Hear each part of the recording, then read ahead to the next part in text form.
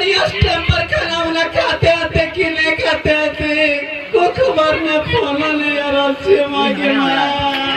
नाम खोजे छे कने गिरी गेलो कहना कने बोले के बड़की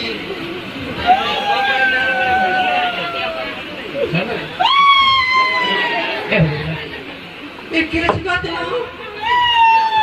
ये काय कने चा लगे दुनिया पर कुकुर होकर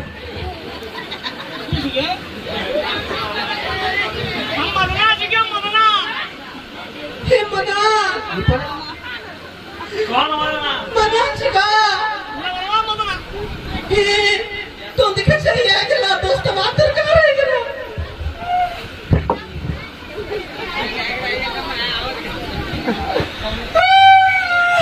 काय करे चुप हो जा चुप रहने अरे दादा रे ये दादा काय नहीं लो दादा मैं अरे दिल बाबा रे काय बड़े काना आवा रे ये चुप रह बोलन काय करे चुप कैसे आवे आए रे काय तो करे चुप रहे सर मतें से कैसे चुप रही ये काय की बोले बोलना कैसे बोलिया बोला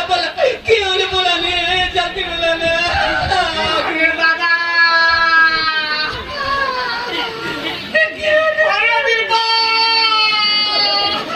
यहाँ सकाल सुनता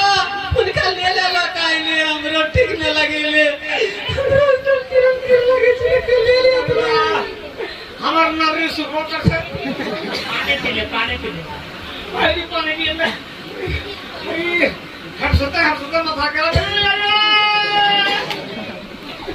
ठीक भैया भजी बोला जल्दी बोला ले